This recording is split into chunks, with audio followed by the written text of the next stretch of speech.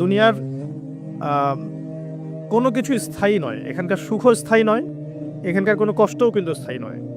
যে কোনো সিচুয়েশনই পড়ি না কেন চিন্তা করবো যে এটা স্থায়ী নয়, এটা চলে যাবে, হোক কষ্ট অথবা সুখ। আর এর এক্সাম্পল তো নবী সাল্লাল্লাহু আলাইহি ওয়াসাল্লাম দিয়েছেন ওই যে মৃত গাধার সাথে। তোমরা কি কেউ 1 দিরহামের বিনিময়ে এই গাধা ক্রয় করবে? সাহাবীরা বলেছেন যে 1 দিরহাম কেন, বিনামূল্যে দিলেও কেউ ক্রয় করবে না। আল্লাহ রাব্বুল আলামিনের কাছে দুনিয়ার মূল্য এতটুকুই। অন্য হাদিসে এসেছে যদি একটা মাছির দানার পরিমাণও মূল্য থাকতো দুনিয়ার আল্লাহর কাছে, আল্লাহ পাক কাফের মুশরিকদেরকে 1 ফোঁটা পানি পান করতে দিতেন না। আবার আরেকটা হাদিস এসেছে আঙ্গুল চুবিয়ে দেওয়ার কথা মহাসাগরের মধ্যে, সেখানে আঙ্গুল বের করলে যতটুকু লেগে থাকে হাতে সেটা হলো দুনিয়া, বাকিটা পরকাল। সো একজন স্মার্ট মানুষ, হিউম্যান বিং বা মুসলিম, সে কখনোই দুনিয়ার স্বার্থটাকে মুখ্য করে দেখবে না। তো আমরা যারা ইসলামিক আইডিওলজি নিয়ে চলাফেরা করি, আমরা দুনিয়ার কল্যাণটা চাবো, কিন্তু পরকালের মুক্তি নিশ্চিত করতে হবে। তো প্রথম কথা কি, concept of the ambition of লাইফটা ঠিক করতে হবে। সেটা সূরা আলে ইমরানের 185 নম্বর আয়াতে আছে। আল্লাহ রাব্বুল আলামিন বলেছেন, বা'দা আউযু বিল্লাহি মিনাশ শাইতানির রাজিম, ফামান যুহযিহা আনিন নার ওয়া উদখিলাল জান্নাতা ফাকাদ ফাজ। কিয়ামতের দিন যাদেরকে পুলসিরাত পার করানো হবে, জান্নাতে প্রবেশ করানো হবে, জাহান্নাম থেকে নিষ্কৃতি দেওয়া হবে, ফাকাদ ফাজ, সে তখন সফল হলো। মানে সে তখন চূড়ান্ত সাফল্য অর্জন করবে, এর বাইরে কোনো সাফল্যের ডেফিনেশন নাই। তো বিয়ে করেন আর নাই করেন, আগে কনসেপ্টটা ঠিক করতে হবে যে আমি আমার সাফল্য বলতে কি বুঝাচ্ছি। এখন যদি দেখেন যে আপনার এই ফিলোসফির সাথে বর্তমান লাইফ লিডিংয়ের পার্থক্য দেখা যাচ্ছে, তাহলে প্রথমে তওবা করে ফিরে আসতে হবে। এবং তওবা করার জন্য শুধু মুখ থেকে আস্তাগফিরুল্লাহ ওয়া আতুবু ইলাইহি পড়া যথেষ্ট নয়। খালেসভাবে, একনিষ্ঠভাবে অজু করে, সালাত আদায় করে, চোখের পানি ঝেড়ে দিয়ে আল্লাহ রাব্বুল আলামিনের কাছে রাতের অন্ধকারে বলতে হবে, আস্তাগফিরুল্লাহাল্লাযী লা ইলাহা ইল্লা হুয়াল হাইয়ুল কাইয়্যুম ওয়া আতুবু ইলাইহি। অথবা আল্লাহুম্মা আনতা রাব্বী লা ইলাহা ইল্লা আনতা খালাকতানি আনা আবদুক ওয়া আনা আলা আহদিক ওয়া ওয়া'দিকা মাস্তাতা'তু আউযু বিকা মিন শাররি মা সানা'তু আবু'ু লাক বিনি'মাতিকা আলাইয়া ওয়া আবু'ু বিযানবি ফাগফিরলি ফাইন্নাহু লা ইয়াগফিরুয যুনুবা ইল্লা আনতা। এখন তো প্রোটেস্ট্যান্ট ভার্সনের যুগ, এই কারণে আধ্যাত্মিকত্ব, মাআরিফত এগুলো মানুষ খুব একটা বোঝে না। এই কারণেই আলী রাদিয়াল্লাহু আনহু একটা কথা পড়ে আসলাম, সেটা হচ্ছে তিনি বলছেন, তাকে বলা হচ্ছে শেষ জীবনে গিয়ে যে আপনার কি কোনো কষ্ট আছে জীবনে? আপনার কি জীবনে কোনো কষ্ট আছে? কারণ তার জীবনটা কিন্তু ঈর্ষণীয় জীবন। অন্যান্য সাহাবীরা হয়তো ইয়াং এইজে গিয়ে ইসলাম কবুল করেছেন, ইসলামের জন্য অনেক খেদমত করেছেন, বাট আলী রাদিয়াল্লাহু আনহুর জীবনটা এমন যে তিনি একদম চাইল্ডহুড থেকে, ফ্রম দ্য ভেরি বিগিনিং, তিনি রাসূল সাল্লাল্লাহু আলাইহি ওয়াসাল্লামের একদম ডান পাশে ছিলেন। এমন কোনো ব্যাটল আপনি দেখবেন না, মানে আমি গাজওয়ার কথা বলছি, সারিয়া না, গাজওয়ার কথা বলছি, যে আলী রাদিয়াল্লাহু আনহুর পাশে নাই, এমন কোনো গাজওয়া আপনি পাচ্ছেন না। এমনকি তিনি জ্ঞানে, আমলে, আধ্যাত্মিকত্বে একজন সমৃদ্ধ মানুষ ছিলেন। তাকেও শেষ বয়সে খারেজিদের হাতে নিহত হতে হয়েছে। তো তাকে বলা হচ্ছে আপনার কি কোনো কষ্ট আছে জীবনে? আলী রাদিয়াল্লাহু আনহু বলছেন যে আমার কষ্ট একটাই, কি, আল্লাহ পাক আমাকে যে ইলম দিয়েছেন, রাসূল সাল্লাল্লাহু আলাইহি ওয়াসাল্লামের সোহবতে থেকে আমি যে মারিফত অর্জন করেছি, মানে আধ্যাত্মিকত্ব অর্জন করেছি, এটা বিতরণ করার মতো উপযুক্ত কোনো পাত্র পেলাম না। তার মানে প্রোটেস্ট্যান্ট ভার্সনে শরীয়ত আপনাকে শুধু হুকুম আহকাম দিচ্ছে না, এটা করতে হবে, এটা করতে হবে না, এর ভিতরে রিজনগুলো কি, এর ভিতরে মারিফতগুলো কি, আধ্যাত্মিকত্বের বিষয়গুলো কি, সেগুলো কিন্তু সবাই বুঝবে না। এই কারণে আসলে মারিফতের কথাগুলো সবার সামনে বলাও ঠিক না, হয়তো জাহেলরা সেগুলো বুঝতে পারবে না। তো আসুন, যেখান থেকে আলোচনা শুরু করেছি ওখানে ফিরে যাই, যে আমরা আমাদের লাইফের এইমটাকে ঠিক করে তওবা করে ফিরে আসুন। তওবা করে ফিরে আসলে পরে শুধু প্রোটেস্ট্যান্ট ভার্সনে মুখে মুখে আস্তাগফিরুল্লাহ পড়াটা যথেষ্ট না, মন থেকে ফিল করতে হবে এবং জীবনের যে পাপগুলো আমি করে এসেছি এগুলোকে রিকভার করতে হবে। যদি আপনি জিনা করে থাকেন, ছেড়ে দিয়ে ফিরে আসতে হবে, সারা জীবন আমল করে প্রমাণ করতে হবে যে আপনি আল্লাহ পাকের অনুগত বান্দা, শুধু মুখে বলা যথেষ্ট নয়। আপনি মাদক সেবন করে থাকেন, তওবা করে ফিরে আসতে হবে, এসে আল্লাহর কাছে প্রমাণ করতে হবে যে হ্যাঁ, আমি, আল্লাহ তুমি আমাকে চান্সটা দিয়েছো, আমি এটাকে হেলায় নষ্ট করব না, আমি নিজেকে তোমার কাছে প্রমাণ করে দেবো ইনশাল্লাহ যে আমি তোমার বান্দা। এভাবে প্রত্যেকটা পাপ, সুদ খেয়েছেন, অন্যের সম্পদ আত্মসাৎ করেছেন, হারাম টাকা থাকলে ফেরত দিতে হবে, আত্মসাৎ করে থাকলে ফেরত দিতে হবে, ঠিক আছে, অন্যের হক নষ্ট করলে সেটা ফেরত দিতে হবে। মুখলেসভাবে তওবাতান নাসুহা মানে কি, একনিষ্ঠভাবে তওবা করা, ওই পাপ ছেড়ে দেয়া, ভবিষ্যতে সেই পাপের পুনরাবৃত্তি না করা। ইনকেস যদি হয়েও যায়, তাহলে আবার 2 রাকাত নামাজ পড়ে আবার আল্লাহকে বলো, রব্বি ইন্নী আযনাবা যামবান আখরা ফাগফিরলি, হে আল্লাহ আমি আবার সেই গুনাহ করে ফেলেছি, আমাকে মাফ করে দাও। সো তওবাটা খুব important. Both sisters and brothers সবাইকে বলছি যে আমরা সবাই পাপী, প্রত্যেকদিন মিনিমাম 100 বার করে তওবা করার অভ্যাস গড়ে তুলতে হবে এবং এটাকে ফিল করা। আমি বারবার বলি ইহসানের সাথে, এখনকার ইবাদত বন্দেগীর মধ্যে ইহসান নাই, সবার নাই, খুব অল্প কিছু মানুষের আছে। ইহসান হচ্ছে আনতা আবুদুল্লাহ কাআন্নাকা তারাহ, তুমি এমনভাবে আল্লাহর ইবাদত করবে যেন তুমি আল্লাহকে দেখতে পাচ্ছো। ওয়া ইল্লাম তাকুন তারাহু ফাইন্নাহু ইয়ারাক, তুমি যদি আল্লাহকে দেখতে না পাও বিশ্বাস রাখবে, জেনে রাখবে যে আল্লাহ পাক তোমাকে দেখছেন। এই মারিফত নিয়ে সবাই ইবাদত করছে না। যদি করতোই তাহলে নামাজ পড়ে বের হয়ে আবার সুদ খেতে পারতো না। যদি মানুষ এটাই করতো তাহলে তাহাজ্জুদ পড়ে আবার সকালবেলা কি গার্লফ্রেন্ড বয়ফ্রেন্ড ডেটিং করতে যেতে পারে নাকি? তো মারিফতের ঘাটতি আছে। আর মারিফত অর্জন হয় কখন? যখন আল্লাহ নূর কলবে আসে। আল্লাহ নূর কখন কলবে আসে? যখন হৃদয়টা পরিচ্ছন্ন হয়।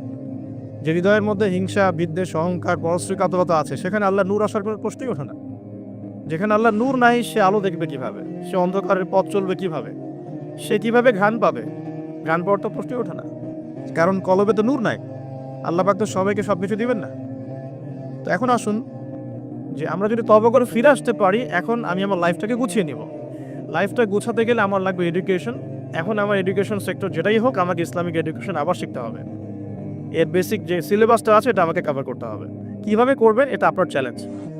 এটা আপনি মাদ্রাসায় পড়তে পারেন, আপনি ইসলামিক ইউনিভার্সিটিসগুলোতেও পড়তে পারেন, বা আপনার যে সেকুলার ইনস্টিটিউশনে পড়ছেন সেখানে পড়েও প্রাইভেটলি যে কোনোভাবে হোক আপনাকে এটা কভার করতে হবে। এটা আপনার চ্যালেঞ্জ। এটা কিভাবে বাস্তবায়ন করবেন সেটা সিচুয়েশন ডিফার করবে, মানুষের সবার একরকম হবে না। দ্বিতীয়টা হচ্ছে আমল বাড়িয়ে দেওয়া এবং সুন্নত নফলগুলোতে শক্ত পাবন্দ হওয়া, আর কি রাসূল সাল্লাল্লাহু আলাইহি ওয়াসাল্লামের সুন্নতে শক্ত পাবন্দি নিয়ে আসা, হালাল রিজিকের সোর্স ফর্ম করা, পাশাপাশি আপনার সৎ কাজের আদেশ করা, অসৎ কাজে নিষেধ করা, দাওয়াতি কাজে সময় দেয়া, আল্লাহর রাস্তায় সময় দেয়া, দিনকে এগিয়ে নেওয়ার জন্য ছোটো ছোটো প্রকল্প প্রজেক্ট হাতে নিয়ে ইসলামের কল্যাণে কাজ করা। তো এই প্রত্যেকটা কাজ জড়িত হয়ে আছে এখন ফ্যামিলি ডেভেলপমেন্টের সাথে। কারণ পরিবার একটা চ্যালেঞ্জ এবং আপনার পরবর্তী লেগেসি রেখে যেতে হবে, সন্তানের প্রতিপালন করতে হবে। তাহলে পরিবার এবং বিয়েটা একটা বড় ফ্যাক্ট। এখন যারা আমরা বিয়ে করি নাই বা করে ফেলেছি, তাদের এখানে একটা চ্যালেঞ্জ আছে, সেটা হলো আপনার পরিবারটাকে জান্নাতি পরিবার রূপে গড়তে হবে। এখন গড়তে হলে কি করতে হবে? আমি ধরে নিচ্ছি আপনি বিয়ে করেন নাই। প্রথমত আপনার বিয়ের ক্ষেত্রে কোনো প্রকার ভুল করা যাবে না। বিয়ের ক্ষেত্রে আপনার কোনো রকমের ভুলের কোনো অবকাশ নাই। অবকাশ নাই বলতে বোঝাচ্ছি যে যখন আপনি বিবাহিত নন তখন আপনার কাছে বিয়েটা একটা ফ্যান্টাসি, যে বিয়ে করতে হবে, বিয়ের আলোচনা শুনলে মুখে হাসি চলে আসছে, কিন্তু বাস্তবতা কিন্তু এমন নয়। যদি আপনি ডিসিশন নিতে ভুল করেন, আদর্শ পরিবার গড়াটা খুব ডিফিকাল্ট হবে এবং পরবর্তী লেগেসি সন্তান প্রতিপালন ইসলামিক প্যারেন্টিংসে অনেক বেগ পেতে হবে আর কি। তো বিয়ের ক্ষেত্রে রাসূল সাল্লাল্লাহু আলাইহি ওয়াসাল্লাম যেটা বলেছেন যে তোমরা অবশ্যই দিনদারিতাকে প্রাধান্য দিবে। এখানে যদি তার সৌন্দর্য থাকে, সে দেখতে সুন্দর হয়, বংশ ভালো হয় এবং অর্থবিত্ত থাকে, এটা তো আপনার নূরুন আলা নূর, আলোর উপরে আলো। যদি এটা নাও হয় তারপরে আপনাকে দিনদারিতা প্রাধান্য দিয়েই বিয়ে শাদী করতে হবে। এই জায়গায় কোনো রকম কম্প্রোমাইজ করতে যায় না, বা এই ব্যবসায় ভুল করলে আপনি সারা জীবন লস খাবেন না, ঠিক আছে? আর যারা বিয়ে করে ফেলেছেন কিন্তু দিনদারিতার ঘাটতি আছে, তাদের জন্য সবর ছাড়া কোনো অপশন নাই। সবরের মধ্য দিয়ে ঠান্ডা মাথায় স্ত্রীকে বা স্বামীকে ওয়াজ নসিহত করতে করতে করতে, দোয়া করতে করতে, আল্লাহ যদি কোনো দিন হৃদয় বা কলবকে পরিবর্তন করে দেন, ইনশাল্লাহ আপনিও আপনার পরিবারটাকে আদর্শ পরিবার করতে পারবেন ইনশাল্লাহ। আর যদি দেখেন যে নূহ আলাইহিস সালামের মতো ঘটনা ঘটেছে, সুদীর্ঘকাল চেষ্টা করার পরে কোনো ফলাফল আসছে না, তাহলে আপনি আপনার কবরের ফিকির করেন, তারা তাদের কবরের ফিকির করে ব্যাস ছেড়ে দেন। ওই যে লাইসা মিন আহলিক, সে তোমার পরিবারের কেউ নয়। কাকে বলা হয়েছে? নূহ আলাইহিস সালামের ছেলেকে বলা হয়েছে। নূহ আলাইহিস সালাম বলছেন যে ছেলে, আমার ছেলে আল্লাহ, সে আমার পরিবারের, তাকে কি মাফ করা যায় কিনা? আল্লাহ পাক বলছেন লাইসা মিন আহলিক, সে তোমার পরিবারের কেউ না, তার নাম ছিল কেনান। এখন ধরে নিলাম যে আপনি বিয়ে করেন নাই, তাহলে আপনার সিদ্ধান্ত হবে এখান থেকে ইসলামিক প্যারেন্টিংস করার জন্য আপনাকে দিনদারিতাকে প্রাধান্য দিয়েই স্বামী বা স্ত্রী চুজ করতে হবে। এরপর বাকিগুলো দেখবেন ইনশাআল্লাহ। আমরা দোয়া করি আল্লাহ পাক সবাইকে দিনদার স্বামী এবং স্ত্রী নসিব করুন, আমিন। আর দিনদারিতা কখনোই বাহ্যিক লেবাস পোশাকে বোঝা যায় না। বাহ্যিক লেবাস পোশাকে একটা ধারণা পাওয়া যেতে পারে যে উনি দাড়ি রেখেছেন, হয়তো নামাজ পড়েন, নামাজ 5 ওয়াক্ত পড়েন, নামাজি ব্যক্তি আশা করা যায় ভালো হবেন। তিনি হালাল খাচ্ছেন না হারাম খাচ্ছেন খোঁজ দিতে হবে, তার পরিবারের ব্যাকগ্রাউন্ডটা খোঁজ দিতে হবে, তার বাবা কেমন, তার মা কেমন, তার আপনার শাশুড়ি কেমন, আপনার শ্বশুর কেমন খোঁজ দিতে হবে।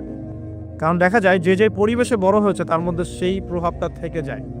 এ কারণে এর ব্যতিক্রমও হতে পারে যে একটা নোংরা পরিবেশে থেকেও তো ইব্রাহিম আলাইহিস সালামের জন্ম হতে পারে, জাহেলি মক্কার মধ্যে থেকেও তো মুহাম্মদ সাল্লাল্লাহু আলাইহি সাল্লামের জন্ম হতে পারে। কিন্তু অ্যাজ ইউজুয়াল একটা কনসেপ্ট হচ্ছে যে যে পরিবেশে বড় হয় ওই বিষয়গুলো তার মধ্যে কিন্তু থেকে যায়। এটাকে কুফু বলা হয়। বিয়ের ক্ষেত্রে কুফুটা ইম্পর্টেন্ট, আপনারা খেয়াল রাখবেন যাতে করে বিয়ের ক্ষেত্রে এই ভুলগুলো না হয়, তাহলে সারা জীবন একটা বড় হ্যাসেল পোহাতে হতে পারে। আর বিয়ের পরে ঠিক করে নিব এই কনসেপ্টটাও ঠিক না। বিয়ের পরে ঠিক করে নিব এই কনসেপ্টটাতে গিয়ে অনেকে ভুল করেছে, উল্টা সে নিজেই বিভ্রান্ত হয়ে গেছে বা দাড়ি ছেটে ফেলেছে।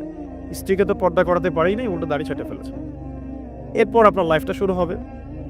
বিয়ের সময় অবশ্যই মোহরটা কম করার চেষ্টা করেন, সামর্থ্য অনুযায়ী কম করার চেষ্টা করেন বলছে। যদি আপনার সামর্থ্য থাকে 1 কোটি টাকা মোহর দেওয়ার অবশ্যই দিবেন, সবার তো সামর্থ্য থাকবে না। তাই মোহরের যে বিজনেসটা সমাজ আমরা দেখি, অহেতুক প্রতারণা করা, 20 লাখ 30 লাখ মোহর লিখে ফেলে পরবর্তীতে না দেয়া, মাফ নিয়ে নেওয়া, এটা চিটিংস, প্রতারণা মেয়েদের সাথে। আর একই সাথে আমরা যে যৌতুকে অভ্যস্ত হয়েছি এটা একটা গায়রতহীনতার পরিচয়, ব্যক্তিত্বহীনতার পরিচয়। বিয়ের টোটাল কস্ট বিয়ার করবে ছেলের পরিবার। মেয়ের পরিবার যদি খুশি হয়ে কিছু দেয় সেটা নিতে কোনো আপত্তি নেই, খুশি হয়ে উইলিংলি কিছু দিলে নিতে আপত্তি নেই। চাপ প্রয়োগ করা যাবে না, যৌতুক তো বলাই যাবে না, টোটালি নিষিদ্ধ, হারাম, ইসলামে টোটালি হারাম। এরপরে লাইফ শুরু হবে। ধরে নিলাম যে আলহামদুলিল্লাহ ক্যাপলের মধ্যে ইসলামিক আন্ডারস্ট্যান্ডিং আছে, এখন তারা পরিবার শুরু করবেন আলহামদুলিল্লাহ। বিয়েটা খুব সহজ করবেন। যে বিয়ে যত বেশি সহজ সেই বিয়েতে তত বেশি বরকত, যে বিয়েতে যত কঠিন লৌকিকতা বেশি এটার বরকত তত কম হবে। বিয়ের অনুষ্ঠানগুলোর ক্ষেত্রে কোনো রকম বেপরদামির সুযোগ দিবেন না, যত সহজে ইসলামিকভাবে করে ফেলা যায় করে ফেলবেন। অনেকে দেখা যায় প্রেম করে নিজেরাই কাজী অফিসে গিয়ে বিয়ে করে ফেলছেন, এটার সাথে আমি একমত না। কারণ এখানে সাক্ষীর প্রয়োজন আছে, অভিভাবকের প্রয়োজন আছে, মোহরের প্রয়োজন আছে, কালিমা লা ইলাহা ইল্লাল্লাহর উপস্থিতিতে খুতবার বিয়ের প্রয়োজন আছে। এভাবে ম্যারেজগুলো যেগুলো হচ্ছে বেশিরভাগই আমাদেরকে জেনার দিকে নিয়ে যাচ্ছে, এবং দীর্ঘস্থায়ী জেনা, 1 দিন 2 দিন না, বছরের পর বছর থাকছেন, জেনা করতেই আছে। তো একটা পয়েন্টস মিস করেছি, একটু টাচ করে দিই, যে বিয়ের আগে নিজেদেরকে পবিত্র করে নিয়েন আর কি। যদি অপবিত্র জীবনেও থাকেন বিয়ের আগেই নিজেকে পবিত্র করে নিয়েন, কারণ এটাই স্বাভাবিক যে একজন পবিত্র সত্তা আরেকজন পবিত্র সত্তাকে পাবে, এটাই স্বাভাবিক। অপবিত্রতা পবিত্রতা কখনো একসাথে হয় না, যদি একসাথে হয়ে যায় তখন বিশ্বযুদ্ধ লেগে যাবে আর কি। কথা বুঝতে পারছেন? নিজেকে আগে পবিত্র করে নিয়েন। আর পবিত্র করার জন্য আল্লাহর কাছে প্রমাণ করতে হবে যে আল্লাহ আমি তোমার বান্দা বা বান্দি। যখন আল্লাহ পাক দেখবেন হ্যাঁ আপনি সত্যি অনেস্টলি মন থেকে তওবা করছেন এবং পবিত্র হওয়ার চেষ্টা করছেন, আল্লাহ পাক সুযোগ করে দেবেন ইনশাআল্লাহ তাআলা। এরপর একটা কথা, যে বিয়ের আগেই পড়াশোনার যে সিলেবাসগুলো যেগুলো বললাম এটা কভার করে নিন। কারণ বিয়ের পরে এটা বলা সহজ যে বিয়ের পরে করে নিব, কিন্তু বিয়ের পর রেসপন্সিবিলিটি বাড়বে, এটা করার জন্য খুব একটা বেশি সময় পাবেন না। তো বিয়ের আগেই পড়াশোনাগুলো করে ফেলার চেষ্টা করলে ভালো হয়। আর বিয়ের পর গবেষণা করবেন, বিয়ের পরে হবে গবেষণা, আর বেসিক পড়াশোনার লেভেলগুলো বিয়ের আগে শেষ করে ফেলাটা খুব ভালো। এই জন্য গভর্নমেন্টের যে বয়সগুলো দেওয়া হয়েছে ফিক্স করে, এই বয়সগুলো প্রয়োজন আছে। যদিও ইসলামে এরকম ম্যান্ডেটরি কিছু নাই, কিন্তু এই লেভেলটা প্রয়োজন আছে, বিকজ 18-21 আগে আমাদের পড়াশোনা সবার খুব একটা শেষ হয় না, আর ম্যাচুরিটি খুব একটা আসে না, ইকোনমিক সোর্সও তৈরি হয় না। বিয়ের আগে কমপক্ষে একটা হালাল ইকোনমিক সোর্স তৈরি করেন, তাহলে আপনার গায়রত ব্যক্তিত্ব কমে যাবে। যখন পুরুষদেরকে কারো কাছে হাত পাততে হয় তখন তাদের ব্যক্তিত্ব কমে যায়। আর পুরুষরা যখন স্বাবলম্বী থাকে, হোক সেটা মাসিক 10,000 বা 20,000-ই হোক না কেন, স্বাবলম্বী থাকলে তারা গায়রতের পরিচয় দিতে পারবে ইনশাআল্লাহ। কারণ একটা কথা আছে যে ডলার টক্স, মানে ডলার বা টাকা, মানি টক্স, মানি কথা বলে আর কি। যখন আপনি সবার মানে ডিমান্ডগুলো ফুলফিল করতে পারছেন, আপনার বোন, আপনার স্ত্রী, সন্তান, শ্বশুর শাশুড়ি, আত্মীয় স্বজন, আপনি তখন সুপার হিরো। যখন আপনি পারছেন না, আপনার মুত্তাকি, আপনার তাকওয়া, আপনার ঈমান, আপনার অন্যান্য বিষয়গুলো খুব একটা মানুষের কাছে হাইলাইটেড হয় না, কারণ মানি টক্স, মানি কথা বলে আর কি। আপনার স্ট্যাটাস ইট টক্স, এটা কথা বলে। তো এই জন্যে গায়রত বজায় রাখতে হলে আপনাকে একটা উপার্জনের সোর্স তৈরি করতে হবে। এর জন্যে আমি বলি যে সূরা ওয়াকিয়া পড়েন, 4 নামাজে অভ্যস্ত হন, সেজদায় গিয়ে আল্লাহকে বলেন আল্লাহুম্মা কফিনি বিহালালিকা আন হারামিক ওয়া আগনিনি বিফাদলিকা আম্মান সিওয়াক। ইনশাআল্লাহ হালাল রিজিকের পথ প্রশস্ত হবে ইনশাআল্লাহ। আর হারামে যায় না, কারণ পরবর্তী প্রজন্ম তখন হারামখোর হয়ে বড় হবে আর কি। আসুন সামনে যাই। এবার বিয়েটা সহজ করে ফেলেন। করার পর স্বামী স্ত্রী তাদের মধ্যে যে সম্পর্কটা, এই সম্পর্কটা শুরু হবে 2 রাকাত সালাত থেকে। প্রথম রাতে 2 রাকাত সালাত পড়ে নেবেন, ওযু অবস্থায় সালাত পড়ে ডিসকাস করবেন জীবনের উদ্দেশ্যগুলো সম্পর্কে। ফ্যান্টাসির কারণে এমন কিছু করে যায় না প্রথমে যাতে করে সে আবার আতঙ্কিত হয়ে পড়ে। সময় দেন, তাকে টাইম দেন, তার সাথে নরম হন, কোমল হন। বিকজ একটা মেয়ে, যারা সতীসাধী মেয়ে, তারা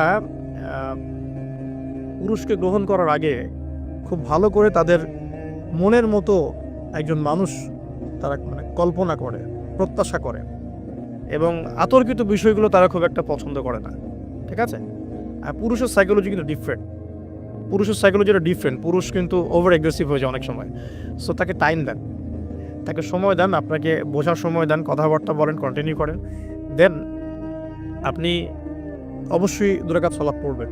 সালাত পড়ে আল্লাহর কাছে দোয়া করবেন দুজনে। দোয়া করার পর আল্লাহুম্মা ইন্না জান্নিবনা শাইতান ওয়া জান্নিবাশ শাইতান মা রাযাকতানা, এই দোয়াটা পড়তে ভুলবেন না। এই দোয়া পড়ার পরে আপনি আপনার ভালোবাসার ইজহার করেন। ইনশাআল্লাহ তাআলা আল্লাহ পাক যদি আপনাদেরকে সেই মিলনের ফলে সন্তান দেন, ওই সন্তানকে শয়তান কোনো ক্ষতি করতে পারবে না ইনশাআল্লাহ। আমি বোঝাতে চাচ্ছি প্যারেন্টিংসের সাথে প্রত্যেকটা বিষয় লিঙ্কড আপ আছে। বিয়ে একটা মেজর টপিক প্যারেন্টিংসের ক্ষেত্রে। আপনার এনভায়রনমেন্ট, আপনার স্বামী স্ত্রী আন্ডারস্ট্যান্ডিং, এই যে মিলনের সময় দোয়া পড়া, এবং এরপর দেখা গেল যে একসময় আপনার স্ত্রী কনসিভ করলো বা সে গর্ভবতী হয়েছে। এখন আপনার উপর রেসপন্সিবিলিটি বেড়েছে। যতদিন সে সন্তানটাকে ধারণ করে রাখবে, এই সময়টুকুর মধ্যে তাকে কোনো প্রকার হারাম কাজে লিপ্ত করতে দেওয়া যাবে না। আমাদের সমাজে দেখা যায় সন্তান যারা জন্ম দিচ্ছেন মায়েরা, এই 9 মাস তারা হিন্দি মুভিজ দেখেন, সিরিয়ালস দেখেন, তারপরে অহেতুক গীবত করেন, গল্পগুজব করেন, অহেতুক সময় নষ্ট করেন। এখন তো স্মার্টফোনের যুগ, সারাদিন ফেসবুক, ইউটিউব, টিকটক, ইনস্টাগ্রাম নিয়ে পড়ে থাকেন। এই প্রতিটা কাজ গর্ভের সন্তানের উপর প্রভাব ফেলে। প্রত্যেকটা কাজ গর্ভের সন্তানের উপর প্রভাব ফেলে। ইভেন মায়ের যদি মন খারাপ থাকে, বাচ্চা ভিতরে কষ্ট পায়। মা যদি প্রফুল্ল থাকে, হাসি খুশি থাকে, বাচ্চা কিন্তু ভিতরে ভালো থাকে। মেডিকেল সায়েন্স পড়েন, আমরা প্যারেন্টিংস নামে একটা বই সাজেস্ট করছি, ওই বইটা পড়ে দেখেন, ডিটেলস সব লেখা আছে। তো মায়ের এখানে সময় কাটানোটা খুব ইম্পর্টেন্ট। কীভাবে আমরা সময় কাটাচ্ছি গর্ভবতীর অবস্থায়? এই 9 মাস মায়েদের উচিত বেশি বেশি কোরআন তেলাওয়াত করা, আল্লাহর জিকির আজগার করা, নামাজ না ছাড়া, হ্যাঁ ভালো কিছু দেখা, ভালো কিছু শোনা, যত রকম হারাম এবং কবিরা গুনাহ আছে এগুলো থেকে দূরে থাকার চেষ্টা করা। এরপর ইনশাআল্লাহ সন্তান ভালো হবে। আল্লাহ পাক দোয়া করি সন্তান যেন সুস্থ স্বাবলম্বী হয়। পাশাপাশি মেডিকেল চেকআপসগুলো নিয়মিত করাবেন, কারণ এটা খুব ইম্পর্টেন্ট ফ্যাক্ট। অনেক সময় দেখা যায় যে আমরা মানে পর্দার যেহেতু একটা বিধান আছে, তো পর্দার বিধান পালন করতে গিয়ে আমরা দেখা যায় আলট্রা করাবো না, আমরা এই ডাক্তারের কাছে নিব না, হ্যাঁ আমরা নর্মাল করাবো, বাসায় করাবো, হসপিটালে নিব না, কিছু ওভার এগ্রেসিভ থিঙ্কিংস চলে আসে আর কি। পর্দা করব, তাহলে মহিলা ডাক্তার দেখাতে হবে, আলট্রা খুঁজে বের করতে হবে, কে আলট্রা মহিলা ডক্টর আছে আলট্রা করতে পারে খুঁজে বের করতে হবে, ক্লিনিক সেভাবে পরিবেশ তৈরি করতে হবে। এই জন্য আমি বলি, মানে আমার একটা স্বপ্ন আছে যে ঢাকা শহরে একটা ভালো ক্লিনিক আর হসপিটাল করা, যেখানে সব কিছু ইসলামিকভাবে চলবে ইনশাআল্লাহ। মানে এটা দরকার আছে। আপনারা যদি আমরা ফেস করেছি তো আমরা বুঝতে পারি দরকার আছে। একটা হসপিটালে যান, দেখবেন পরিবেশ এনভায়রনমেন্ট ইসলামিক না। আপনার স্ত্রী অ্যানেস্থেশিয়া করছে, একজন পুরুষ ডক্টর সিজার করবে, অ্যানেস্থেশিয়ার প্রয়োজন আছে, একটা পুরুষ ডক্টর এসে অ্যানেস্থেশিয়া পুশ করছে, তখন তো পর্দা যাচ্ছে গা, পর্দা চলে গেল। যদিও বা অনেকে ফতোয়া দিতে পারেন যে এই সব জায়গায় বা এই ধরনের ক্ষেত্রে হয়তো এটা জায়েজ হতেও পারে, অনেকে ফতোয়া টানতে পারে, কিন্তু এখানে কিন্তু এই সুযোগটা দেওয়ার ফলে কী হয়েছে যে অনেক সময় রুগীরা হ্যারাসমেন্টের শিকারও হয়েছেন, সেক্সুয়াল হ্যারাসমেন্টের শিকারও কিন্তু হয়েছে, এটাও কিন্তু বাস্তব। তো এই জন্য ইসলামিক এনভায়রনমেন্টের দরকার আছে।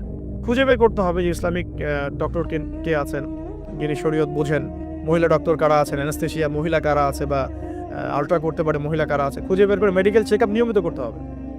আর নর্মাল ডেলিভারি ইসলামের বিধান ঠিকই, ইসলাম এভাবেই চলেছে, সিজার এসেছে অনেক পরে, এবং এই ব্যাপারে শেষ জামানের হাদিসও আছে, আমি একটা লেকচারে বলেছিলাম। তবে কিছু কিছু ক্ষেত্রে সিজারের প্রয়োজন হতে পারে, ডক্টররা ভালো বুঝতে পারবেন। তবে এখানে দেখা যায় সাইকোলজিক্যালি অনেক সময় ডক্টররা কী করেন, রোগীদের সাথে একটু সাইকোলজিক্যাল টর্চার শুরু করেন আর কি, ভয় দেখানোর একটা প্রবণতা দেখা যায়। পরে আমরা বলি আচ্ছা ঠিক আছে করে ফেলেন। তো এখানে একটা বিজনেস জড়িত আছে, আপনারা খুব ভালো করেই জানেন এখানে একটা বিজনেস জড়িত আছে। আর যখন একটা মায়ের একটা সিজার হয়ে যায়, পরবর্তী বাচ্চাগুলো কিন্তু নর্মাল হওয়া খুব ডিফিকাল্ট, এবং তার সারা জীবন একটা হ্যাসেল তাকে পোয়াতে হয়। যাদের হয়েছে তারা জানে। তো আর নর্মাল হলে আপনি যে আমাদের আগে দাদি নানি দেখবেন 11টা বাচ্চা, আমার নানির 11টা বাচ্চা, 12টা বাচ্চা আমার নানির, আর এক নানির আমার 11টা বাচ্চা, সব নর্মাল, কোনো সমস্যা হয়নি। তারা কিন্তু ফ্রেশ খাবার খেতেন, ভালো এনভায়রনমেন্টে থাকতেন, কায়িক পরিশ্রম করতেন, তারা ফিজিক্যালি স্ট্রং ছিলেন। এখনকার মেয়েরা এমন নয়, ফিজিক্যাল স্ট্রাকচার দুর্বল, কায়িক পরিশ্রম কম, ফুড হ্যাবিট ভালো না, ঠিক আছে, ফুড হ্যাবিটটা টোটালি অন ইসলামিক, ঘুমের ঠিক নাই, খাবার ঠিক নাই, হ্যাঁ, এক্সারসাইজ নাই, অনেক কিছু নাই। দেখবে তারা ফিজিক্যালি উইক, মেন্টালি উইক, তখন দেখা সিজারের প্রয়োজন হয়, নর্মাল ডেলিভারি করতে পারে না। এই জায়গায় ডিফার করবে আমাদের ক্ষেত্রে।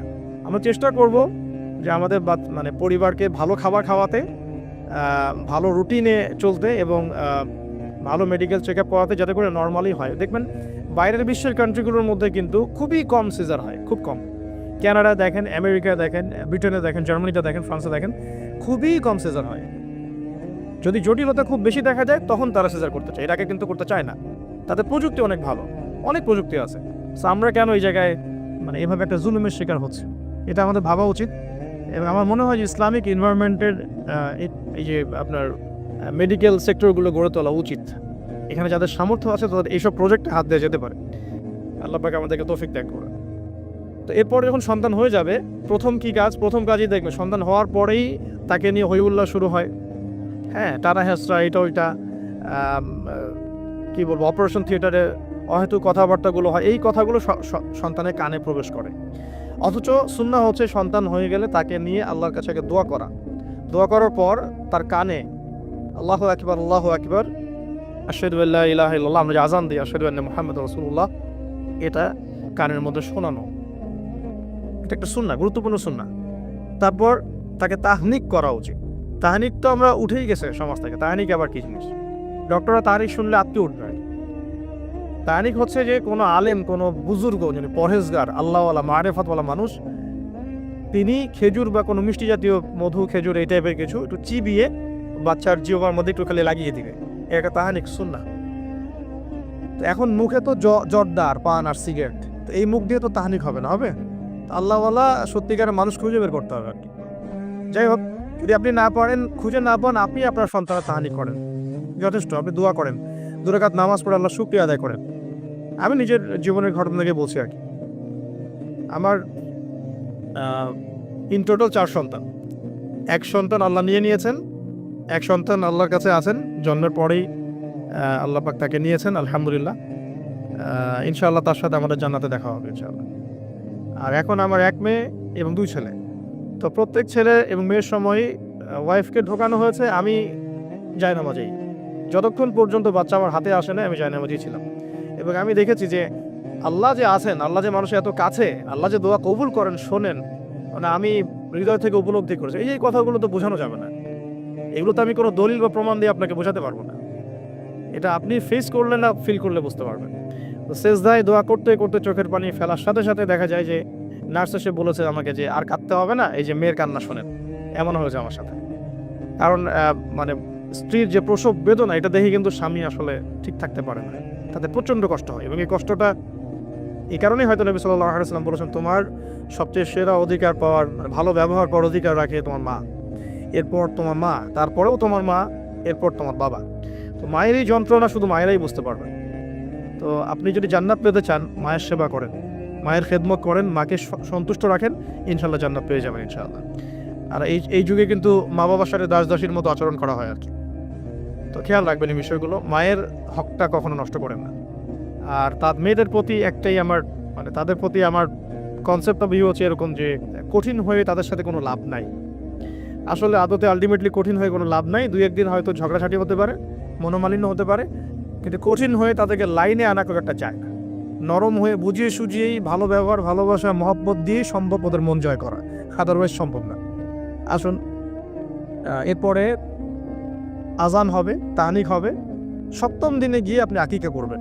যদি করতে না পারেন 14 দিনে, যদি তাও করতে না পারেন 21, এভাবে সুযোগ আছে আকিকা করার। তবে 7ম দিন আকিকা করা সুন্নাহ। আকিকাটা কি? এটা হচ্ছে আপনার সন্তানের জানের বদলে একটা জানের উৎসর্গ।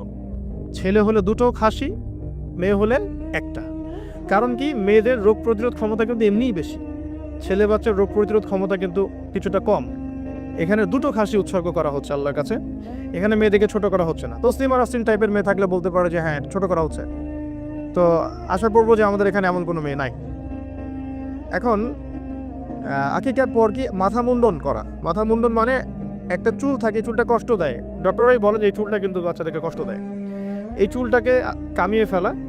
যদি মাথায় কোনো প্রবলেম থাকে ডক্টর বলে না এখন করার দরকার নাই, সেটা আলাদা ইস্যুস, কিন্তু নর্মালি কামিয়ে ফেলা উচিত। এবং চুলের ওজন করতে হয়, এই চুলের ওজনের সমপরিমাণ রূপা আল্লাহর পথে সাদাকা করতে হয়, এটা সুন্নাহ। তো এটা করবেন। তারপরে আকিকা করলেন, আকিকা আপনি যেভাবে গোশত বন্টন করেন সেভাবে করবেন। বাচ্চা এখন জন্ম হয়েছে, আপনাদের নতুন অধ্যায় শুরু, এই প্যারেন্টিংস আপনার এখন শুরু হচ্ছে। এখন আপনার জন্য প্যারেন্টিংস বইটা আমি সাজেস্ট করছি এবং আমি কিছু বলে দিচ্ছি। দেখুন, আদম আলাইহিস সালামের দুই ছেলের সম্পর্কে প্যারেন্টিংসের মধ্যে কথা এসেছে। আদম আলাইহিস সালামের দুই ছেলের সম্পর্কে কিন্তু কথা এসেছে। এক নাম্বার হাবিল কাবিলের ঘটনা মনে আছে? দুই সন্তান পরস্পরে হিংসা বশত কিন্তু এক ভাইকে হত্যা করে ফেললো। যদি আপনাদের একাধিক সন্তান থাকে, কারো প্রতি পক্ষপাতিত্ব করতে যায় না, তাহলে কিন্তু হাবিল কাবিলের মতো সম্পর্ক করে উঠবে আর কি। আর এই যুগে তো হাবিল কাবিলের সম্পর্ক এখনো চলছে, এখানে বহু কাবিল ঘুরে বেড়াচ্ছে দাড়ি টুপি নিয়েই, তাই না? হাবিল কাবিল সম্পর্ক তো এখন আছে। আর কুরবানি কবুল হচ্ছে, আমারটা হচ্ছে না কেন? খেদমত হচ্ছে, আমি পারছি না কেন? মানুষ ওখানে ছুটছে, আমার কাছে আসে না কেন? ওই ওয়াজে 2 লাখ লোক হচ্ছে, আমার ওয়াজে হচ্ছে না কেন? হাবিল কাবিল সম্পর্ক তো আছেই আর কি। এখন তো কাবিল কি করবে? হাবিলকে এলিমিনেট করার চেষ্টা করবে, হাবিলকে দুনিয়া থেকে সরাতে হবে, তাহলে সে সফল, তার ধারণা এমন। অথচ এই কাজের ফলে কি হয়েছে? তার আমল নামে সমস্ত খুনের গোনা কিন্তু যাচ্ছে একটা একটা করে। আল্লাহ পাক সবসময় সত্যের সাথে থাকেন, অনেস্টির সাথে থাকেন। আল্লাহ পাক সবসময় নূর এবং মারিফতওয়ালা মানুষের সাথেই থাকেন। আল্লাহ পাক কখনোই ইবলিস এবং কাবিলের সাথে থাকেন না। আল্লাহ পাক বোঝার তৌফিক দেখ। সামনে যান। নূহ আলাইহিস সালামের জীবনেও কিন্তু প্যারেন্টিংস আছে। দেখেন, এক সন্তান ইসলাম কবুল করছে না। তো এমন হতে পারে যে দীর্ঘদিন আমার একাধিক সন্তান, আমি আমার সর্বোচ্চ পরিশ্রম করছি সন্তানের পিছনে, তাদের ভরণ পোষণ, খাওয়া দাওয়া, এডুকেশন সব কিছু, তারপরেও জীবনের এক পর্যায়ে গিয়ে একজন বিভ্রান্ত হয়ে গেছে। এটা হতে পারে, এটারও সুযোগ আছে। এতে আপনি দোষী হবেন না ইনশাআল্লাহ, কারণ আপনি আপনার চেষ্টাটা অব্যাহত রেখেছিলেন। তো একটা কথা বলতে ভুলে গেলাম যে ওই যখন হাবিল কাবিলের কথা এসেছে তখন একটা কথা বলতে ভুলে গেছি, যে ওই ইউসুফ আলাইহিস সালামের কথা মনে আছে নিশ্চয়ই। এই যে 11 সন্তান, 11 ভাই যে ইউসুফ আলাইহিস সালামের এগেনস্টে যে ষড়যন্ত্র করছে, কারণ কি? কারণ বাবা ইউসুফকে খুব বেশি ভালোবাসে, বাবা ইউসুফকে অনেক আদর করে, তার খুব খুব চমৎকার সুন্দর দেখতে। এমন হয় না যে একটা বাচ্চা খুব সুন্দর, বা আপনার বড় মেয়ে আপনি বেশি আদর করেন, একটু বেশি আদর করেন, হ্যাঁ। তো এই জায়গাটা কিন্তু সতর্ক থাকতে হবে যে সন্তান একাধিক হয়ে গেলে আবার হিংসাত্মক মনোভাব গড়ে না ওঠে। এই জন্য ছোটোবেলা থেকে শিক্ষা দিতে হবে যে সে তোমার বড় আপু, সে তোমার ভাই, হ্যাঁ। সবাইকে আপনি একটা ইনসাফ প্রতিষ্ঠা করতে হবে। কোরআনে অনেক দলিল আছে। আপনি ইব্রাহিম আলাইহিস সালামের ঘটনা দেখেন, যে তার সন্তানকে মানুষ করেছে তার মা হাজরা আলাইহিস সালাম। ইব্রাহিম আলাইহিস সালাম কিন্তু সেখানে রেখে চলে আসছেন, মানুষ করেছে কিন্তু তার মা। তো জি হাজরা আলাইহিস সালাম বলছেন যে ইয়া ইব্রাহিম, হে ইব্রাহিম, আপনি আমাদেরকে কেন এখানে রেখে যাচ্ছেন? তখন ইব্রাহিম আলাইহিস সালাম বলছেন যে আল্লাহর আদেশে। তখন হাজরা আলাইহিস সালাম বলছেন যে যদি আল্লাহর আদেশে আপনি আমাদেরকে এখানে রেখে যান জনমানব শূন্য বিরান একটা জায়গায়, তাহলে ইনশাআল্লাহ আল্লাহ আমাদেরকে ধ্বংস করবেন না। এই যে তাওয়াক্কুল আল্লাহর প্রতি, এখন তাওয়াক্কুল কারিনী মায়ের গর্ভ থেকে জন্ম নিয়েছে ইসমাইল আলাইহিস সালাম। ওই সন্তানকে যখন ইব্রাহিম আলাইহিস সালাম আরো কয়েক বছর পরে এসে বলছেন ইন্নী আরা ফিল মানামি আন্নী আযবাহুকা, আমি স্বপ্নে দেখেছি তোমাকে জবাই করছি, ফানজুর মাযা তারা, তোমার রায় কি আমাকে বলো। ওই সবরকারিনী মায়ের গর্ভ থেকে জন্ম নেয়া, তাওয়াক্কুলকারিনী মায়ের গর্ভ থেকে জন্ম নেওয়া সন্তান এবার বলছে ইয়া আবাতি, হে আমার বাবা, ইফআল মা তুমার, আপনি তাই করুন যা আপনাকে আদেশ করা হয়েছে। সাতাজিদুনি ইনশাআল্লাহ মিনাস সাবিরিন, আমাকে ইনশাআল্লাহ আপনি সবরকারী পাবেন। তো এখানে মায়ের রোলটা দেখেন, মা যেমন হবে সন্তান তেমন হতেই পারে, মা যেমন হয় সন্তান কিন্তু তেমনই হয়, স্বাভাবিক এটা। মা যদি সন্তানকে হৃদ্যতা ভালোবাসা দিয়ে বড় করে, সন্তান দেখবেন বড় হয়ে সবাইকে ভালোবাসে। মা যদি সন্তানকে কনফিডেন্স দেয় যে বাবা তুমি পারবে, জীবনে অনেক কিছু করতে পারবে, তোমার মধ্যে এই প্রতিভা আছে, ইনশাল্লাহ তুমি পারবে, সন্তান বুস্ট আপ পিছন থেকে পারবে ইনশাল্লাহ। মা যদি সন্তানকে ত্যাগ করে, দুধ পান না করায়, ফ্যামিলিস্টদের মতো দুধ পান না করিয়ে যে আপনার বেবি সিটারদের কাছে মানুষ করায় আর কি, হ্যাঁ, ডে কেয়ার সেন্টারে মানুষ করায়। দেখবেন সন্তান ছোটোবেলা থেকে একটা হতাশা, হীনমন্যতা, নিঃসঙ্গতায় ভোগে আর কি। এখন এলিট সোসাইটির মধ্যে এই সমস্যাটা আছে, নিঃসঙ্গতায় ভোগে তারা। কিন্তু মা যদি সন্তানকে দেখা যায় খুব শাসন করে, বেশি প্রহার করে, সন্তান কঠোর হয়ে যাবে আর কি, মনটা করে শক্ত হয়ে যাবে। তো পিতামাতার সন্তানের প্রতি অ্যাটিটিউডটা একটা বড় ফ্যাক্ট, যে সন্তান বড় হয়ে কী হবে। হিটলারের জীবনী পড়ে দেখেন, সে বলছে আমার পিতা আমাকে খুবই মারতো আর কি, খুবই পিটাইতো। তো বড় হয়েও শিখছে আর কি যে পিটাইলেই কাজ হয়, যদি কিছু করতে হবে তো পিটাইলেই কাজ করতে হবে। এরপরে সে যে পিটানো শুরু করছে সবাইকে গণহারে। কিছু কিছু ক্ষেত্রে অবশ্য কাজ হয়েছেও, আমরা মনে করি কিছু ক্ষেত্রে কাজ অবশ্য হয়েছে। তো আসলে সবসময় ওয়াজ নসিহত করে কাজ হয় না, মাঝে মাঝে মায়ের দরকার আছে। এবার আসেন সামনে, এই যে সন্তান জন্ম নিল ইসমাইল আলাইহিস সালাম, হাজরা আলাইহিস সালামের গর্ভ থেকে, মা যেমন হলো সন্তান তেমন হলো কিন্তু। আর এই যে মায়ের আত্মত্যাগ দেখেন, সাফা মারওয়া সাই করা যে ঘটনা, জামজাম কূপের যে ঘটনা, এই ছেলে কুরবানির যে ঘটনা, এই ঘটনাগুলো আল্লাহর কাছে এত বেশি পছন্দ হয়েছে। দেখেন কিয়ামত পর্যন্ত হজ ওমরায় আপনি এগুলো কিন্তু করছেন, হজে করছেন। অথচ এটা কিন্তু ইব্রাহিম আলাইহিস সালামের যুগের ঘটনা, আমরা কিয়ামত পর্যন্ত এই ঘটনাগুলো ফলো করছি আর কি। আর এমন কোনো ধর্ম নাই যে ধর্মে ইব্রাহিম আলাইহিস সালামকে গালি দেওয়া হচ্ছে। জিউসরা ইব্রাহিম আলাইহিস সালামকে সম্মান করে, জানেন, খ্রিস্টান যারা তারা ইব্রাহিম আলাইহিস সালামকে সম্মান করে, তারা কিন্তু এই পরিবারটাকে সবাই সম্মান করছে। তো এখানে একটা প্যারেন্টিংসের আপনার নসিহত আছে। পাশাপাশি আপনি সামনে যাবেন, লুকমান আলাইহিস সালামের ঘটনা পাবেন। এটা সূরা লুকমানের এখানে দেয়া আছে, ওয়ালাকাদ আতাইনা লুকমানের হিকমা আন ইশকুর লিল্লাহ, এখান থেকে নিয়ে শুরু করে একদম আমি আয়াত নাম্বারটা বলে দিই, আয়াত নাম্বার 12 থেকে নিয়ে আপনার এই যে 19-20 পর্যন্ত এই পুরো আয়াতগুলোর মধ্যে লুকমান আলাইহিস সালামের অনেকগুলো নসিহত আছে। সন্তানকে কাছে বসিয়ে তিনি বলছেন, হে আমার সন্তান, আল্লাহর সাথে কাউকে শরীক করো না, লা তুশরিক বিল্লাহ ইন্নাশ শিরকা লাযুলমুন আযীম। মানুষের সাথে ভালো আচরণ করো, তোমার পিতামাতার সাথে ভালো আচরণ করো। তোমার পিতামাতা যদি তোমাকে শিরক করতে বলে তখন তাদের ফালা তুতিউহুমা, তাদের আনুগত্য করো না। আল্লাহ তিনি আরও শেখাচ্ছেন যে ছোট্ট কোনো বিষয় তুমি আল্লাহ থেকে লুকাতে পারবে না, আল্লাহ সব সামনে নিয়ে আসবেন। ইয়া বুনাইয়া আকিমিস সালাহ, সালাত কায়েম করো, ওয়া'মুর বিল মা'রুফ, সৎ কাজে আদেশ করো, ওয়ানহা আনিল মুনকার, অসৎ কাজে নিষেধ করো, ওয়াসবির আলা মা আসাবাক, তোমার উপরে যে বাধা বিপত্তিগুলো আসবে সেগুলোতে সবর করো। উচ্চ স্বরে চিৎকার চেঁচামেচি করো না, কারণ গাধার স্বর উচ্চ স্বর হয়, চেঁচামেচি করে। এরকম প্রায় এখানে 10টা থেকে 15টা নসিহত আপনি পাবেন। চিস্ট করে বলে দিলাম যে লুকমান আলাইহিস সালাম তার সন্তানকে যা শিক্ষা দিয়েছেন এটা প্যারেন্টিংসের জন্য যথেষ্ট আর কি। আপনি সন্তানকে শিক্ষা দিবেন শিরকের শিক্ষা, আপনি আল্লাহকে চিনতে শেখাবেন, রাসূলকে চিনতে শেখাবেন, কোরআনের সাথে সম্পর্ক করে দিবেন, হ্যাঁ, 5 ওয়াক্ত নামাজে অভ্যস্ত করবেন, পাবন্দি করবেন, ইসলামিক পরিবেশ বাসায় বজায় রাখবেন, তালিম হবে, ইসলামিক কালচার রাখবেন। যদি বাচ্চা বিনোদন পছন্দ করে ইসলামিক বিনোদন দিবেন, তাকে সময় দিবেন, তার সাথে কথা বলবেন, তার সাথে গল্প করবেন।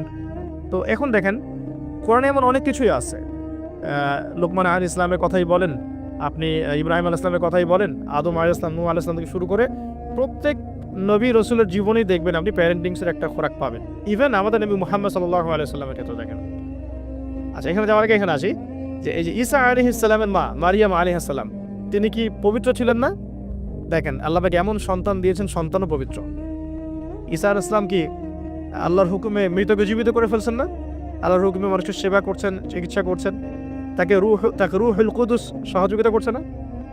এবং তিনি এমন একজন সত্তা যিনি আবার মসিহুদ দাজ্জালকেও হত্যা করবেন।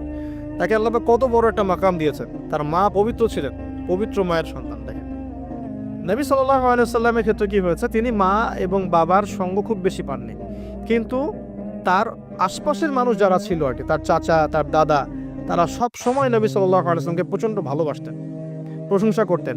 কাবা ঘরে নিয়ে কোলে নিয়ে বসে বলতেন, আমার ছেলে একদিন, আমার এই নাতি, আমার এই ঔরস থেকে, আমার এই বংশধর ইনশাআল্লাহ একদিন নেতা হবে, তার দাদা বলতেন বারবার।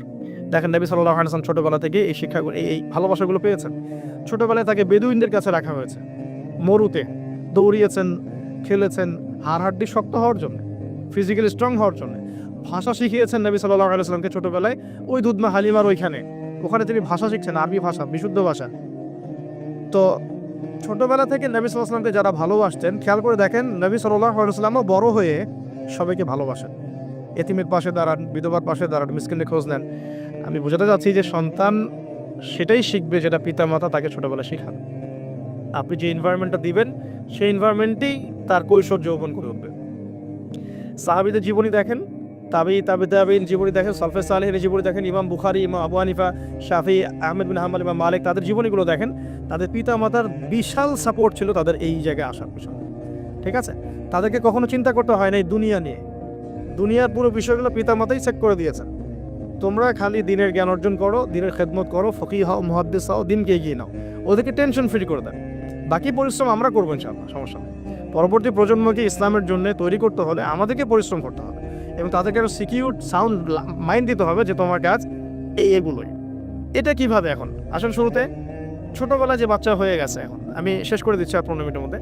ছোটোবেলায় যে বাচ্চাগুলো হচ্ছে আমাদের সন্তান, ছেলে মেয়ে, তো মনে রাখবেন যে একটা বাচ্চা কিন্তু 24 মাস যখন তার বয়স হয়, 24 মাসে সে কিন্তু মোটামুটিভাবে 50টা শব্দ মনে রাখতে পারে।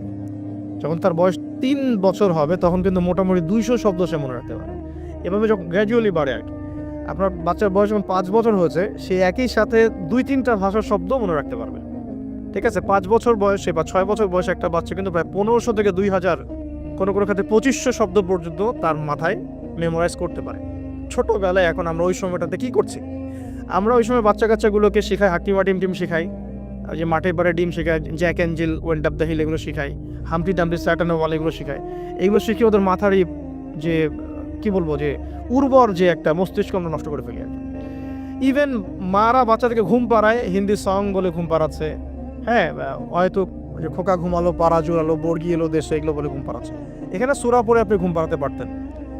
আপনি এখানে কিন্তু কি বলবো, কোরআন তেলাওয়াত করতে করতে ঘুম পাড়াতে পারতেন, বা ইসলামিক যদি কিছু বলতেই হতো ইসলামিক কোনো নাশিদ বলে ঘুম পাড়াতে পারতেন। সব জায়গায় লক্ষ্য করতে হবে বাচ্চার কানে আমি কি দিচ্ছি। বাচ্চা হয়তো বলতে পারছে না কথা, তখন কিন্তু বাচ্চা শুনতে পারে, বাচ্চা বুঝতে পারে। বাচ্চা আপনাকে দেখে, পরিচিত ফেস দেখে বাচ্চা হাসে কেন? কারণ সে বুঝতে পারে, সে চিনতে পারে যে হ্যাঁ, তিনি আমার কাছের কেউ। মাকে কেমন করে বাচ্চা চেনে? কিভাবে মায়ের গায়ের গন্ধে বাচ্চার কান্না থেমে যায়? এগুলো কি আল্লাহ পাকের আধ্যাত্মিকত্ব, মারিফত নয়, পরিচয় নয়? তো এগুলো খেয়াল রাখতে হবে। মায়েরা যখন বাচ্চাকে প্রতিপালন করবেন, ব্রেস্ট ফিডিংয়ের আগে বিসমিল্লাহ বলতে হবে। সে তো বিসমিল্লাহ বলতে পারছে না, আপনাকে বিসমিল্লাহ বলতে হবে। হ্যাঁ, তাকে ঘুম পাড়াবেন ইসলামিক শীতের মধ্য দিয়ে, অথবা সূরা তেলাওয়াতের মধ্য দিয়ে, কেরাতের মধ্য দিয়ে, সূরা ইখলাস পড়ে ঘুম পাড়াবেন। তাকে ঝাড়ফুঁক করবেন, তার গায়ের মধ্যে এত কিছু বেঁধে না দিয়ে তাকে সকাল সন্ধ্যা ঝাড়ফুঁক করবেন।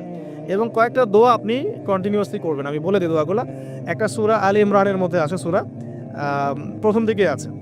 সূরা আলী ইমরানের শুরুতে একটা দোয়া আছে যে রব্বি ইন্নী নাযারতু লাকা মা ফি বাতনি মুহাররারান ফাতাকাব্বাল মিন্নী ইন্নাকা আনতাস সামিউল আলিম। এটা একটা দোয়া।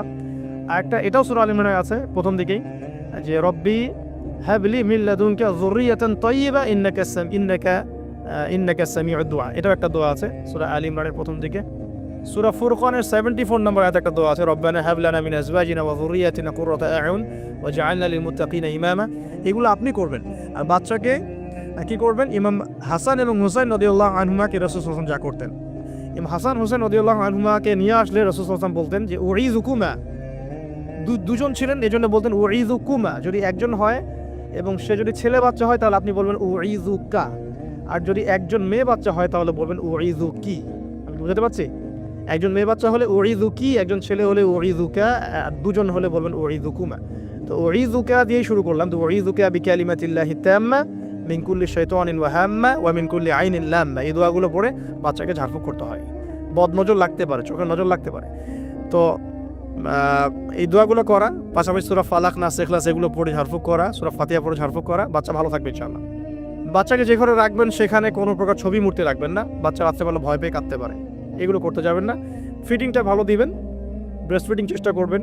যদি কোনো কারণে মায়েদের কোনো প্রবলেম থাকে সেটা ডিফারেন্ট ইস্যুস, তবে ব্রেস্ট ফিডিংটাই চেষ্টা করবেন। এতে মায়ের সাথে বাচ্চার একটা অন্তরঙ্গ সম্পর্ক তৈরি হবে, এটা বাচ্চার হক। এবার বাচ্চা যখন বড় হচ্ছে ওকে আজে বাজে কিছু শেখাবেন না। আস্তে আস্তে কথা বলা শিখবে, পরিবেশ পরিস্থিতি বোঝা শিখবে। তাকে সময় দিবেন, এক নম্বর তাকে সময় দিবেন, তার সাথে গল্প গুজব করবেন, তাকে নিয়ে ঘুরবেন, তার সাথে খেলবেন, হ্যাঁ, তাকে আনন্দ দিবেন। আপনি আপনার টাইমের একটা অংশ তার জন্য ফিক্স রাখবেন, যে বাচ্চার জন্য ফিক্স রাখবেন। আর সব দায়িত্ব শুধু মায়ের উপর ছেড়ে দিবেন না, পুরুষের উপর অনেক দায়িত্ব আছে। কিন্তু গ্র্যাজুয়ালি সে বড় হবে, পিতার সময় পিতার হকটা যেন পিতা থেকে পায়, মায়ের হকটা মায়ের থেকে পায়। এবার শিক্ষার কথা আসবে। ওকে এমন জায়গায় পড়াবেন না যেখানে পড়ালে তার কোচি আত্মাটা নষ্ট হয়ে যায়।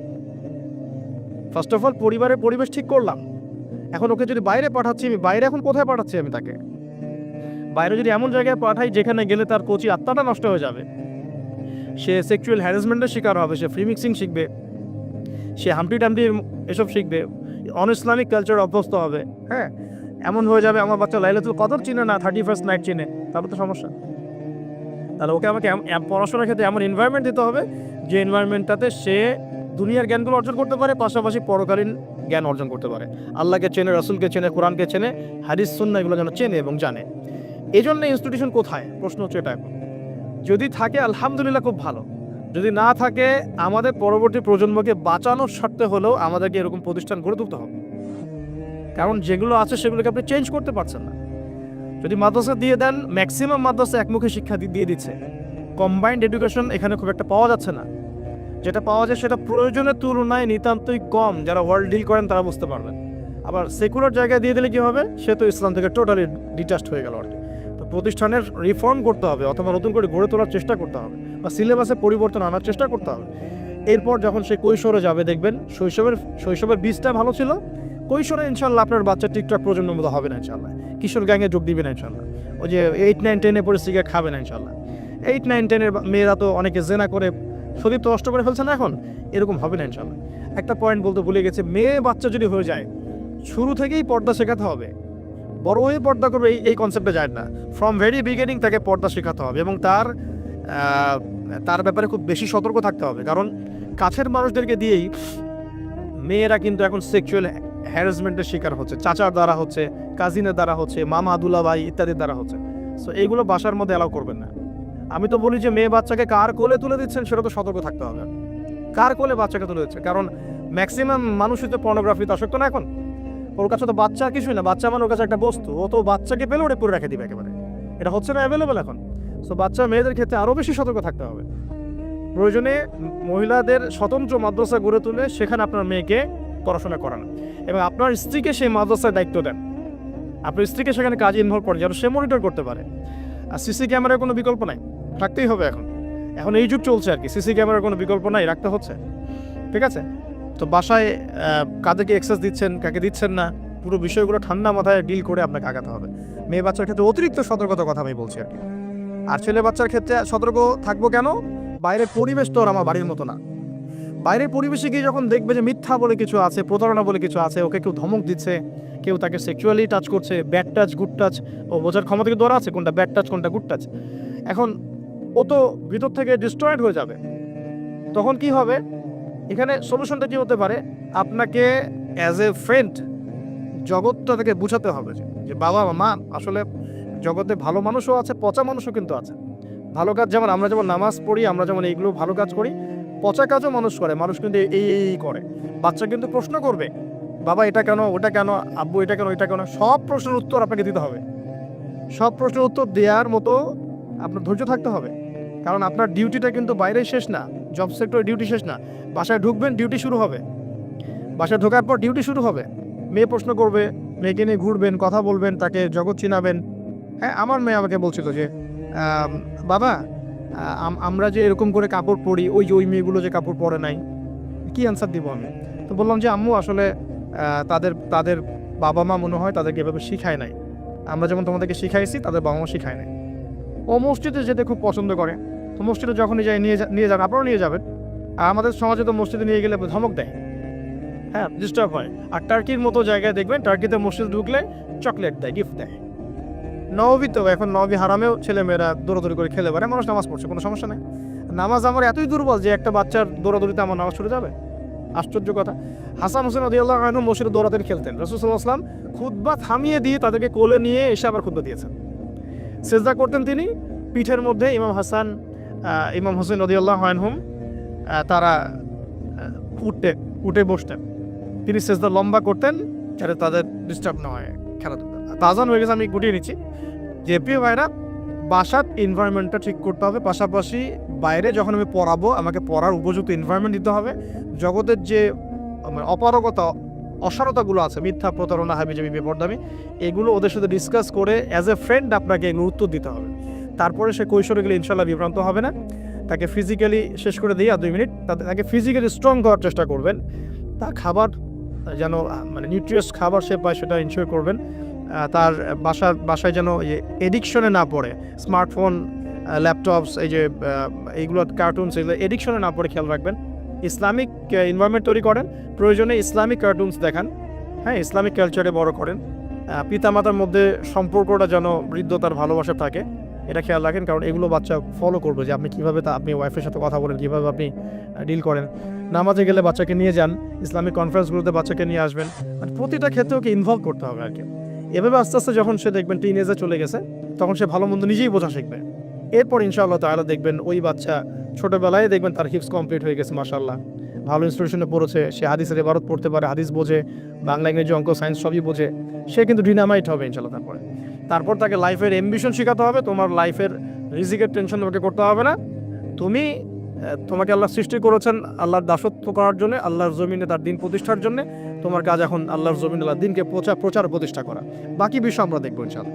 এভাবে কি পিছন থেকে সাপোর্ট দেন, ইনশাআল্লাহ তাআলা দেখবেন সে এই উম্মার নেতৃত্ব দানকারী যোগ্য নেতা এবং ইমাম হিসেবেই বড় হয়ে উঠবে ইনশাআল্লাহ তাআলা।